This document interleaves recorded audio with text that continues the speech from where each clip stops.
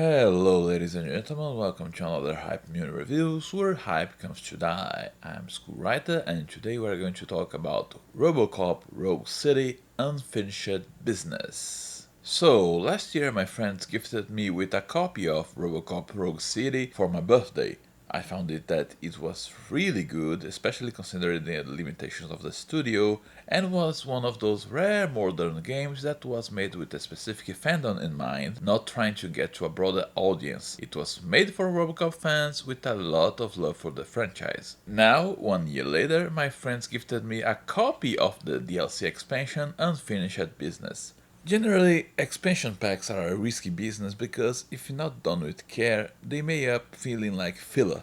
So, did Teryon dish another good title in the series of hyper-focused game towards fans, or was it a dud? Let's find out. So, what is it about? Some months after the end of Rogue City, Detroit is at peace. Or at least was at peace until the group of mercenaries that clashed against Robocop suddenly assaults his precinct and steals his robo-chair. It seems that this group wants to use the chair to make a device to control every single OCP security device, drone and robot in the city. Now Robocop gives chase, entering the base of OCP's Omni Tower, a gigantic complex made of concrete meant to be a city within a city. The enormous monument to OCP's arrogance and shrewd practice has been taken by the mercenaries who dominate every floor. Now Robocop has to climb up, just like Dredd or the Raid Redemption, but with more dick shots. Far more dick shots. Robocop Rogue City Unfinished Business is a standalone expansion to, well, Rogue City. Since it's an expansion pack, it can be played independently of the main game, although the story is a direct continuation. It was still made by Teryon, who also known for Terminator Resistance, and has the same director, Piotr Latosha. Generally, expansion packs are shorter experiences that use a lot of the assets from the main game, but are also cheaper. They work as the extra fries in the combo meal. The player has more fun with the game they enjoyed, while understanding the experience would be smaller. The devs could gain extra experience in the engine, experiment a bit, and get some extra money for future projects. This fell out of practice with the advent of DLC, since companies could charge as much as they wanted without many regulations and forced the player to buy the original game. Thus, if you haven't played the first game, do it. And if you haven't seen my review of the original, also do it. Visuals. Unsurprisingly, being an expansion pack, a lot of the unfinished business deals with recycled assets, be them the whole or slightly changed. The whole game is spent inside a giga-complex made of concrete, and for such a sterile environment, the devs actually pulled the variety of scenarios well. You see tight slums, open dilapidated spaces, and as Robocop claims the corporate ladder, literally, things change to more sophisticated but equally dilapidated labs, gardens and relaxation spots with a more varied color palette, albeit still limited to shades of concrete. Everything with that delicious flavor of super plastic corporate America of the 80s. I like that this claustrophobia did have an impact on me. At the end of the game, when Robo finally looked at the morning sky, I did feel some relief, so kudos for them. The ambience also worked well. The start with the destroyed police department is something chilling, with a good directing showing how Robocop coldly examines the slaughter of his friends. Since this time around we are facing a single organization of foes, unlike the previous game with several different gangs, expect the enemy variation to take a hit, but not a complete one. You see the same merc models from the second half of Rogue City over and over and over through the entire campaign, repeating over and over and over how "he got me", which can end up grating. But it's not all bad. The devs did add some new foes. For example, there are goons that are just unarmored, and there are new goons with sleeker armor carrying bigger, new guns. Since the majority of the foes are heavily armored, expect lots of pangs and sparks around, adding to the cramped corridors, and sometimes things get a bit too hectic to properly see what's going on. The main new gun, the Cryo Launcher, which I nicknamed lawyer-friendly BFG 3000, does have a double-edged trait. Whenever it hits, it freezes the surrounding area, covering it with a layer of ice, at the same time being visually awesome and cluttering the scenario. There are also new models of robots to fight, a few but enough to shake things up, so while there are some new additions, expect the majority of the foes to be more or less the same. Could have worked more with variations such as different color-coded enemies like the red squad, blue squad, etc. because grey mercs against the grey background of a grey concrete building is instantly an eyesore. It's also not surprising that this game absolutely carries all the problems from its predecessor visually and mechanically. Robocop's model is still really good to look at, including how his skin looks cadaveric and fake, because it is. But NPC models vary in quality. They are definitely better than the main game due to having less people to talk with, but you can see the quality taking a sharp turn in expressions, textures and movements. And not helping matters is that this game is still hella bugged. You name it, it happens. Models disappearing, mixing textures, delayed texture loading, it's not as bad as, for example, the Temple of Elemental Evil, yes I'm old, or the Assassin's Creed games, but it is visible. In the end, I think that the team worked well with their limitations, although some minor additions and changes could have been making things better. Gameplay. First things first, I have to remind the viewer that this is a small studio and by Jove it shows. My experience in playing this game was riddled with all sorts of weird bugs, from minor ones such as objects clipping through walls, to major ones like dying because I fired the cryo cannon too close to a wall. And no, not on the wall, close to a wall. Enemies that just stood around waiting to be shot, and the most bizarre of all, whenever I pressed the number pad key 7, my game suddenly jumped 5 missions later. And this game still makes my rig sound like a Boeing ready to take off, even if heavier games such as Solar Blade barely made it sweat. So right from the get-go, I need to suggest people interested in buying this game to either wait some months till most of the bugs have been ironed out, or if you want to support the developers and buy it now, brace for impact. And it's noteworthy to say that many of the problems of the previous versions, such as relying on autosaves instead of letting the player save on their own, are here. At the time of this review, there is no New Game Plus either. Now, with that all out of the way, I can say that Unfinished Business had an interesting change in style of the game to adjust to its new premise. In the first game, Robocop explored the cities of Detroit and went from smaller and tight office buildings to broader, wide-open areas such as construction zones. Now, since Robocop has climbed the floors of a jagged building, maps got way more streamlined and tighter.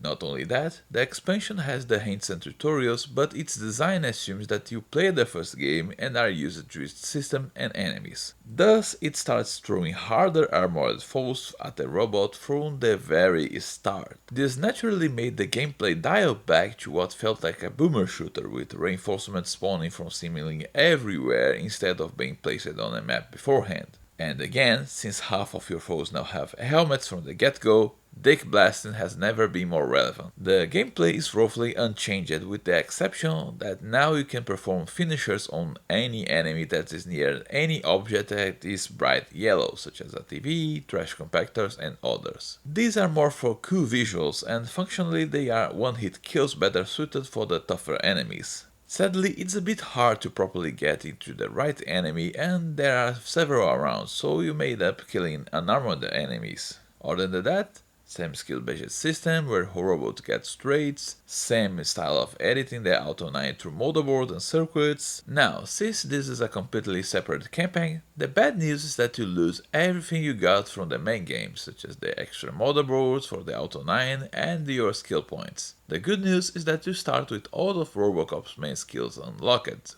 meaning 2 points for each of his skill trees. Now, if when you play the first game you stop to think, I want a never-ending fiesta of carnage, this expansion is definitely for you.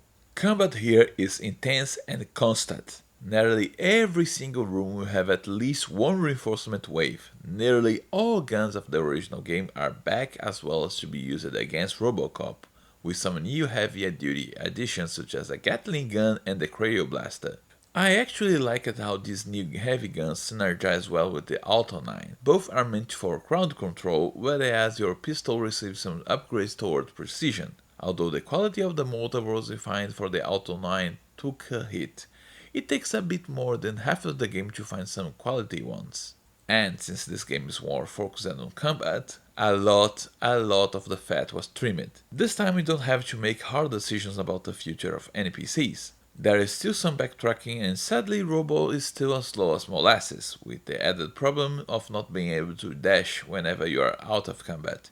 But the sections where he has to interact with NPCs are also hella shorter. There are some points where Robocop uses his investigation skills, but aside from one or two, sadly they feel more like tack it on at the last second to try to give a rest from combat rather than something more organic, but that's more for writing. Sadly, the last two boards of the Auto 9 are overpowered as hell and there aren't any bosses in the game. Thus, without a worthy foe, the game just throws more and more enemies against you. One nifty thing about this game is that during some sections you actually play as Murphy before he became Robocop, and as some other people that are just humans. It's a good change of pace to show the disparity between the dick-shooted invulnerable machine and the flashbacks. In his flashback sequence, Murphy can only use his 1911. He can't pick up enemy guns and he is as fragile as the goon you shoot on the head, so suddenly you have to be extremely careful about corners and firefights. But the game counterbalances it with a regeneration a la Call of Duty. Just stay in the corner for a bit and you'll be fine. Overall, this is a standard fare for an expansion. It has its tweaks that make the experience better, but carried some of the original problems as well. Writing. As an old sack of bones that went through several expansion packs of the 90s and 2000s, I knew that the writing wouldn't be as good as the original. Expansion packs and DLCs have just as good if not better writing than the originals is a rather recent event in the story of gaming. One interesting turning point being the Witcher 3 DLCs. And lo and behold, the usual investigation about what is going on and the mystery surrounding a new villain are completely eschewed. Since this game is far more straightforward, the premise is told to the player in the first scene, and the villain is revealed not long into the game.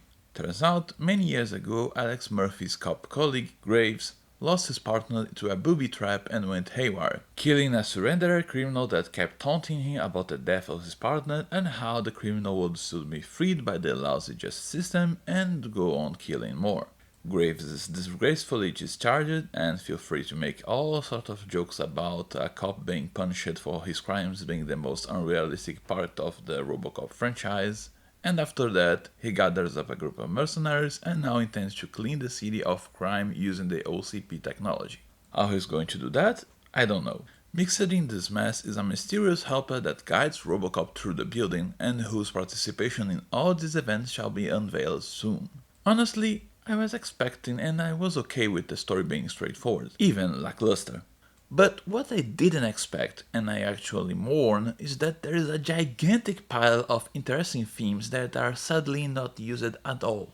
The game touches themes of unfinished business, repentance, forgiveness, and the effectiveness of the police.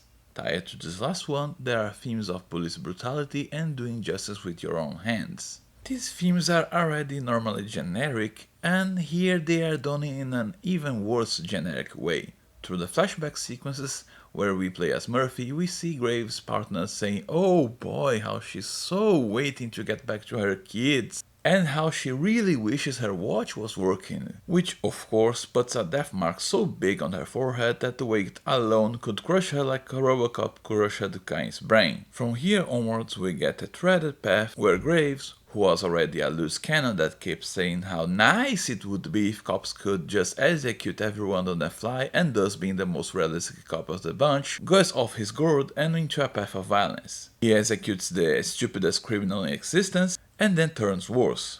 And by extension, it makes me feel like the sequence as we play Murphy is just a gimmick, since this kind of background is so generic and for such a beefy theme that could have been explained in 3 lines. This idea could have been explored and tied up better with other characters by twisting things a little and asking the viewer, what happens when law does fail?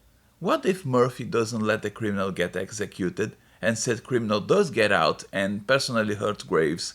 his colleague or someone they care about. There is actually a really good moment where we are put into the shoes of a helpless woman being chased by criminals, and it does give the viewer a stark contrast in power dynamics. As Robocop, you are invincible, but as her, you need to run for your life from monster thugs. And this is far more efficient in showing that sometimes you're on your own and the law won't protect you. Sadly, as I said, these themes and ideas aren't explored at all. Graves isn't only an ex-cop but a colleague of Murphy, but at best they fire each other the usual generic "You betray the law!" Using this topic to jump into characterization, Graves is a lackluster villain. It feels as if the writers tried to do everything at once with him and went nowhere. He is a thoughtful and intelligent foe that quotes Plato and other philosophers, but at the same time behaves as a mindless thug with a nonsensical plan and idiotic tactics. He acts as a self-aggrandizing zealot in the search of justice, but also as an immense hypocrite and a coward. I ended up more annoyed than interested in taking him down, unable to care about what he did no matter how foul. This is one of those rare cases where toning down the villain and making him simpler would have been a better choice. Murphy's new partner is sadly the bane of my existence. The usual bickering asshole whom through thick and thin will mellow out to the protagonist. The plot tries to justify this by telling you that she expected Robocop to be just a robot and not a sentient being, except that A, she doesn't talk to Robo like I talk to my printer when I need something urgent. Yeah, I'm a rookie mistake, I know. She talks like a Hollywood annoying super genius that treats everyone else like dirt because no one can understand her. And B, this is Robocop after both movies and a game where I went against OCP, and by now the majority of the crowd knows that there is a brain inside the titanium skull. Simply making her a bit clueless about Robocop would have been alleviated the situation immensely. But the biggest characterization downer was Robocop himself. There's a really interesting theme of forgiveness and atonement that just floats back and forth, and considering that Murphy was a devoted Catholic from Robocop 2, but hey, that movie is canon in this game. These themes are hella important to him, except that, once again, he is back at being just Robocop talking about Murphy as if he was someone else. When an NPC that betrayed his trust begs for forgiveness, instead of just exploring this theme, he just retracts to being a silent dick shooting machine. It could have been immensely interesting to develop these themes. I know that the idea of a good cop versus bad cop is far more complex than just being a good cop will make things good. Robo can shoot dicks, but he can't fix how a shitty megacorp government makes for a shitty living conditions that does make criminality skyrocket. But he is an active symbol of someone that, even if he is robotic, he can be as human if not more human than lots of the crooked cops around him. And symbols do inspire people to be better. Other than that, the game has a good simple pacing and still offers some comedy here and there, and contents that fans will definitely recognize. The main story has lots of wasted potential, but by itself it's not bad, contrasting well with the mystery from the previous game. You know who is the bad guy, what he is doing, and you go through several societal layers in a giga complex to get him. There are some moments where the action pauses to give the player a breather and get Robocop to investigate, but those aren't as interesting as the previous game, to do not fleshing out that much the scenario. In a straightforward shoulder plot like this, nearly every single thing needs to be tied up with the main plot or it will feel like filler. I sort of liked the newest NPCs, although the weird person acting with Robocop in an awkward way chemistry was a bit overdone. In the end, it seemed more for what it could have done than what it did. And it did things well enough. The idea of shifting points of view is novel for the franchise. There were some new problems, but new good things, and it's still focused on delivering action for Robocop fans. Soundtrack. The soundtrack and voice acting had both really good ups and really bad downs. On the music itself, there are some new tracks that are really good, but most of the combat will be the same two tracks over and over, and considering that this game is far more combat oriented, soon you'll be a bit grated. The Ed 209 track is basically a Dredd music, and I don't say this as a bad thing, it's really good. In the voicing acting department, Peter Weller nails the character as usual regardless of his lack of lines, but the rest of the cast fluctuates. I don't mind the voice of his new colleague, but to make things worse for the poor character, Graves' voice actor was hella lackluster with poor range. I felt that regardless of being angry, passionate or just straightforward, his voice just sounded the same with the same inflections and tone. If the project were to be redone, I'd choose someone else. Final thoughts. So while I do agree with some of the criticisms about Unfinished Business, I didn't feel that this game was worse, it was just different. It may be even a bit cheap on my part, but I knew what I was getting into and lowered my expectations when I got this game as a gift. Probably it's more of a personal point of view since I'm a fossil who played expansion packs, hell, the first Icewind Dale was just an expansion pack of Baldur's Gate. For example, since this game is a more straightforward old like Doom, it expects you to be on your toes against foes who can hurt Robocop, therefore the lack of punks with cheap guns, leading to the repetition and the spawn points. The developers could have offered a bit more variance to the voices though, and I cannot stress enough how good the themes and ideas were, to the point I'd actually tell the developers to remake this expansion into a fully fledged sequel, same premise, retool the characters, get a good writer and sink deeper into the themes. Just be honest with your players and you'll be fine.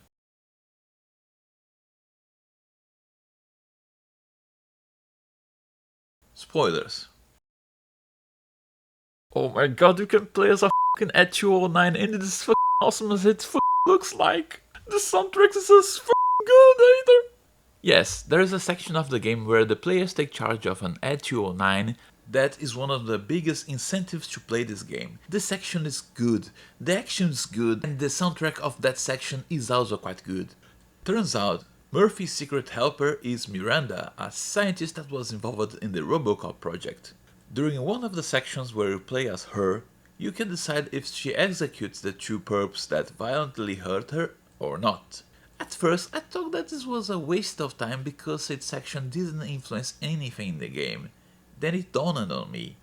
It's not meant to influence the game, it's meant to test the player. And I really liked that. Sadly, Miranda ends up sacrificing herself in order for Robocop to get to Graves. I didn't mind the sacrifice. It does tie well with the themes of redemption, and the directing of the scene is nice. But I didn't like how it happened. It's sadly one of those moments where the people can spot thousands of ways to save the person and catch the bad guy. There is another section where Robocop loses the Auto 9 and has to rely on secondary weapons. I liked it. It makes you appreciate the main handgun more. And lastly, to end the review, I have to say that Graves is such a pathetic villain that as soon as Robocop gets close to his hideout, he tries to escape by helicopter. Not even a final fight against the main villain, just making him pilot a toughened Ed 209 or the gunship that tries to kill Robocop. And again, while I like it that he ends up dying a symbolic death, it feels like it cheapened the disparity between the characters. As in, Robocop could have proved that he was indeed better than Graves ever expected by simply arresting him, even after everything Graves did. Well, this is all for today, thank you very much ladies and gentlemen, and see you next time.